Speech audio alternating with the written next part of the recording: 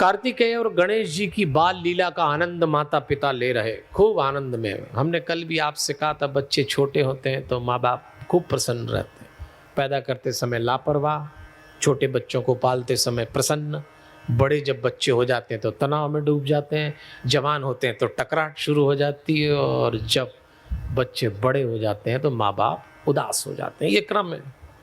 अब शिव पार्वती जी बड़े प्रसन्न, घर में दो दो बच्चे खेल रहे हैं, बड़ा आनंद आ रहा है। थोड़े थोड़े बड़े होने लगे तो एक दिन शिव पार्वती ने विचार किया कि दोनों पुत्र विवाह योग्य हो आए, इनका विवाह कर दें। हाँ, बोले ठीक है। अब दो बेटे, दो बहुएं लाना घर में।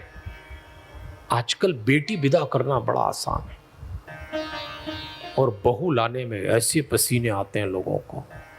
जिनके घर बेटे होते हैं ना, ऐसे मैं कई लोगों को जानता हूं, उनसे पूछो क्या, हाँ बस बेटा जमा, हाँ। अच्छा, हमारे पास कई लोग आते हैं, कई तरह के आशीर्वाद मांगते हैं ना हमसे लोग, एक बड़ा स्पेशल आशीर्वाद भी मांगते हैं। क्या पंडित जी, बस बेटे का विवाह होने वाला है। अच्छा, तो फिर बस आप तो आशीर्वाद दो कि बहू अच्छी आ जाए। एकदम डाउट, तो क्या अच्छी नहीं आ सकती है? ऐसे भी संभावना है।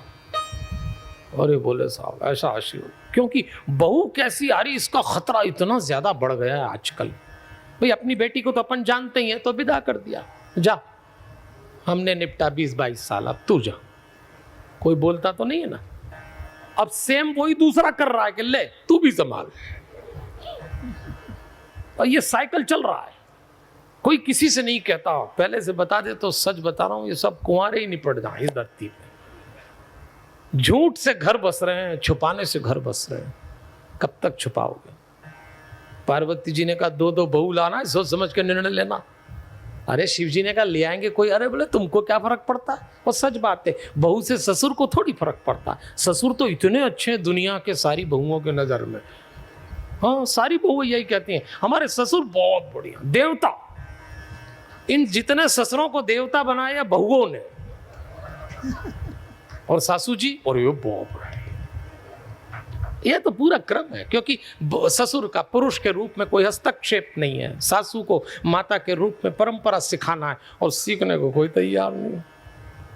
बाहरी हस्तक्षेप अंत नहीं होता, यहां से झंझट शुरू हो जाती है। तो पार्वती जी को भी चिंता हुई कि दो दो बहू लाना है। शिव जी ने कहा सब व्यवस्था हो जाएगी, चलो इन दोनों से बात करो। तो भगवान ने एक दिन, शिव जी ने अपने बच्चों से कहा कि तुम दोनों हमको समान, तुम दोनों से हमारा समान प्रेम है, अब हम तुम्हारे विवाह की सोच रहे हैं।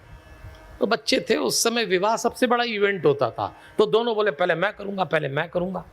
अरे उन्होंने कहा लड़ो मत, एक काम करो, तुम दोनों में से जो संसार का, पृथ्वी का परिक्रमा करके पहले आ जाएगा, उसकी हम विवाह पहले कर देंगे। रास्ता निकाल दिया दोनों।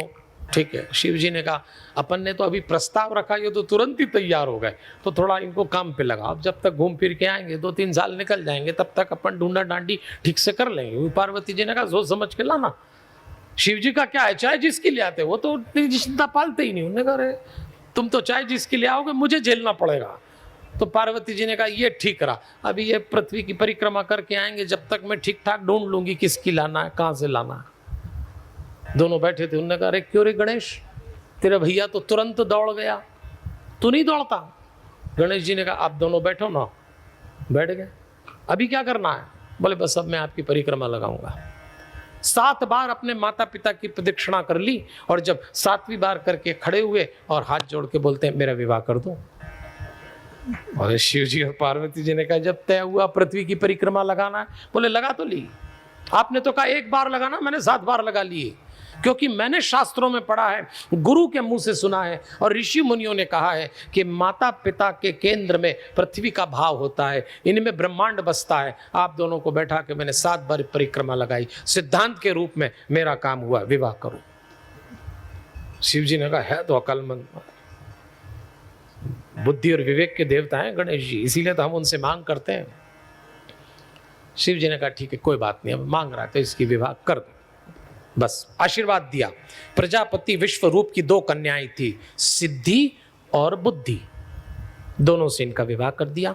सिद्धि से गणेश जी को क्षेम नाम का पुत्र पैदा हुआ, और बुद्धि से लाभ नाम का पुत्र पैदा हुआ। तो गणेश जी की तो गृहस्थी बस गई, और आराम से उनको जो देना था वो दे दिया।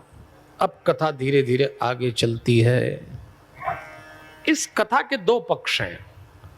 एक तो कई बार हमें बच्चे बोलते हैं कि ये तो गणेश जी ने गलत किया, ये तो शॉर्टकट है, और आप लोग हमको शॉर्टकट के लिए मना करते हो कि सफलता शॉर्टकट से अर्जित नहीं की जाती, पूरा परिश्रम करो।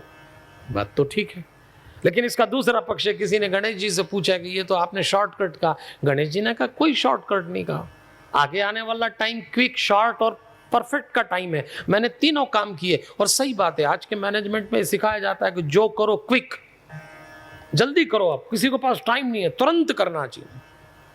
परफेक्ट करो, परफेक्ट भी कर दिया। लंबा लंबा करने का युग गया। मैंने कोई गलत तो नहीं किया ना माताजी पिताजी, क्योंकि बुद्धि के साथ ये विवेक का प्रयोग है।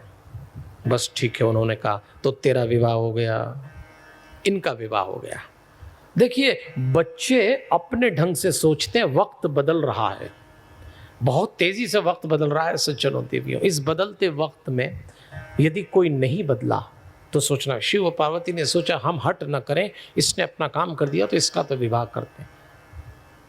आज भी समय बहुत तेजी से बदल रहा है। 20 साल पहले जैसे विवाह होते थे, 20 साल पहले जैसे एजुकेशन होती थी, 20 साल पहले जैसे घर में रहते थे, आज नहीं रह सकते, तेजी से बदला है। और जो लोग बदलते वक्त को नहीं पकड़ेंगे वो गए। गणेश जी ने पकड़ लिया था। बस गणेश बुद्धि और विवेक के देवता हैं। बुद्धिमान में विवेक नहीं है, बुद्धि किसी काम की नहीं है, क्योंकि जो दौर बदल रहा है उसमें केवल बुद्धि से काम नहीं, थोड़ा विवेक लगाना पड़ेगा।